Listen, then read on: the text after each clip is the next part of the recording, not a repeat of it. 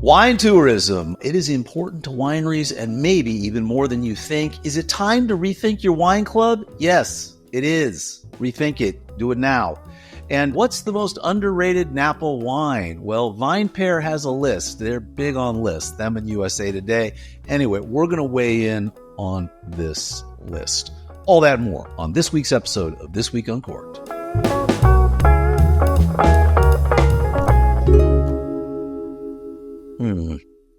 Well, hello, and welcome to episode 71 of This Week Uncorked for Monday, November 24th, 2025. I'm Brett Martin from Cork and Journey.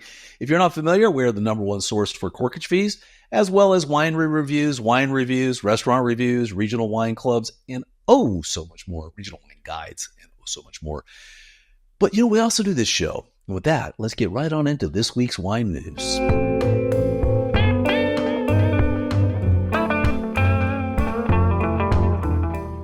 Well, not surprising to me in any way, shape, or form, but the drinks business, Eloise Felden, is reporting that wine tourism now accounts for roughly 1/4 of global winery revenue. That's according to data from the Global Wine Tourism Report of 2025, an aptly named report, if I must say so, drawing on surveys of more than 1,300 wineries across 47 countries.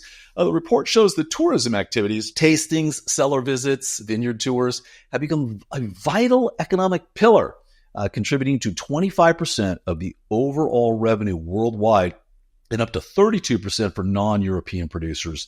So from the article, overall 68% of wineries believe wine tourism will grow in their region, and more than 60% see it as a valuable tool in times of crisis. As the report concludes, wine tourism plays a key role in diversifying rural economies, creating jobs, and supporting local communities. And according to these latest findings, its momentum shows no sign of slowing. And it shouldn't. I will tell you, the Europeans could really up their game on this. Kind of got it going on here in the States, wine tourism thing. We could definitely lower our overall tasting fees, but there's so much money made for this. You sell wine, you get the tasting fees.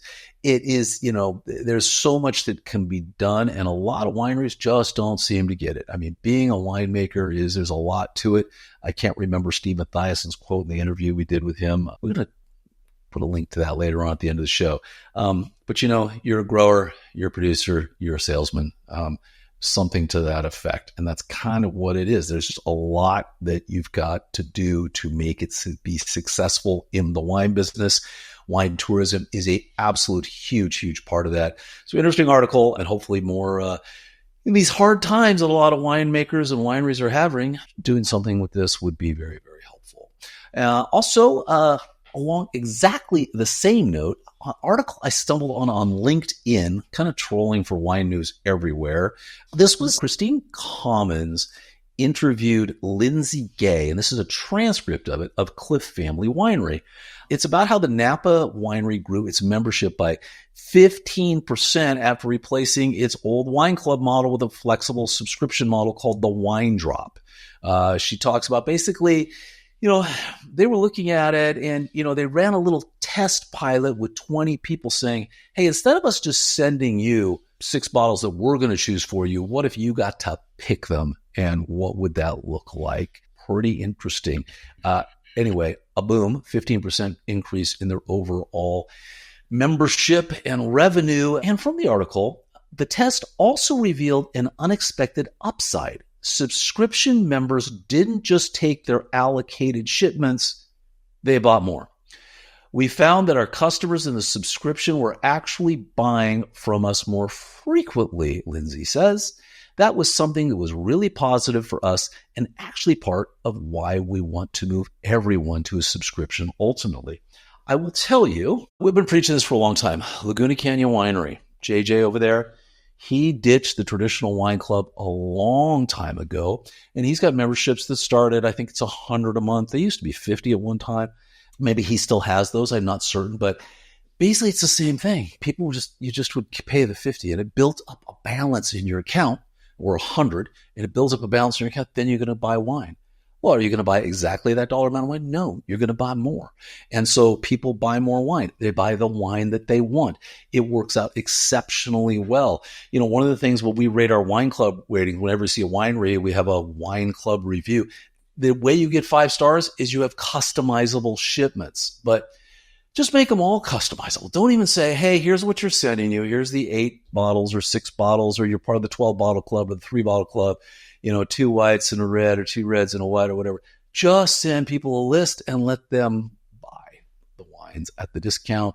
Tastings are included, drive people into the winery for what we talked about before, wine tourism. But, shout out to Clif Family Winery. Glad that they are getting that going and that's working well for them.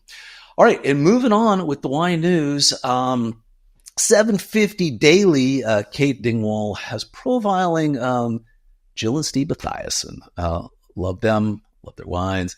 Anyway, really touches on what they've been doing with their regenerative farming. If you watch our interview, he talks about there's so much going on in their vineyards so that you can naturally manage pests. And they really kind of dig deep into it. Electric tractors, cover crops, organic pesticides. They're reshaping the entire industry. He consults for so many wineries. Just a massive impact. Really great to see this article on. From the article, Kashi Khaled, the owner of Ashes and Diamonds, one of Matthiasson's collaborators, describes him as a little punk rock, rooted in do-it-yourself self-expression and critical thinking. The vineyards are testing grounds for innovation, trials, and experimentation. UC Davis and Cal Poly are currently studying how songbirds are affected by sound in the vineyard, while the Matthiassons are exploring things like how trash plants like coyote brush can help dissuade leafhoppers from landing. Napa is better with Steve and Jill. Matthiasson is part of its legacy, and by definition, more punk, says Coletti. I agree. Great stuff. So shout out to them. Full interview. We've got the link to it. Great, worth watching. It's good. Watch our interview. Same stuff. Anyway, that's a good interview. I would check it out. Also, VinePair asks 13 sommeliers, what's the most underrated Napa wine? This is Nat Sellers. Basically, in 2025, what I think in Napa is the most underrated wine that's there. There are expensive wines in Napa. There are reasonably priced wines in Napa. There's not a lot of cheap wines in Napa, but it is what it is. Anyway, nice list. I would point out, we've talked about a lot of these as well. It seems to kind of run that people have all towards these certain wineries who are just producing high quality stuff. And I would expect sommeliers to do the same. Matthiasson is on the list. Well, Trefethen is on the list. We got Trefethen over here. Melka, which is Philippe Melka, who did Gandona over here. So you got Gandona. Ashes and Diamonds, which is mentioned in the article previously. Arnaud Robert, some great stuff. And then, Hendry, which I gotta say, these guys are doing some of the most interesting stuff in that they, this is the Mission grape. They actually are one of the few wines. This is Napa growing the Mission grape. And anyway, doing some really interesting things. Love what they're doing. Really never see them mentioned anywhere, but I love their stuff. Family worth checking out as well. So nice job, VinePair, and shout out to the 13 Somms who participated in that survey. And with that, let's get to our wine and winery of the week.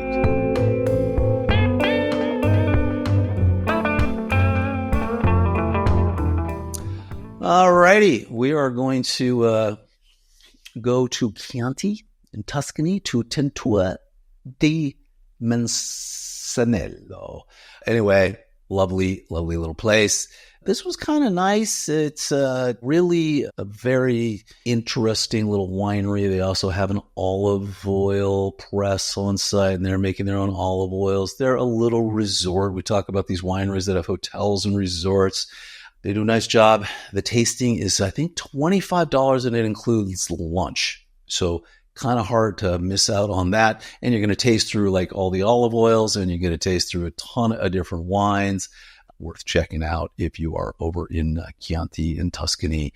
You can see some of the foods and everything that was put up there. Good place, really off the beaten path. not really on the kind of the standard wine tour, if you will. So check it out if you happen to be there.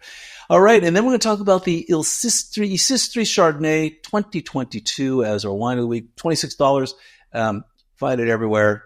Really good wine, 93 points, Chardonnay. Just a little bit of oak, just a whisper, I would say. Stays on the lees a little bit longer than normal, so it's kind of got that nice little finish to it. Anyway, beautiful little Chardonnay, $26. Pretty much in every grocery store when you're over in Italy. So grab a bottle, you'll enjoy it. And with that, let's go to our restaurant in Corkage of the week.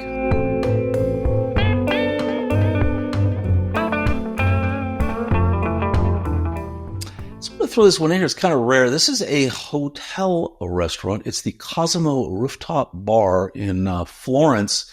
It's at the Excelsior Westin in Florence, which is an absolutely fantastic hotel. I would recommend it. This place, it's got the views. It's kind of like we were talking about a restaurant last week or a few weeks ago in London up top. This one is perfectly situated to look over all of Florence. Beautiful bar, great restaurant, great service. You cannot go wrong with this place.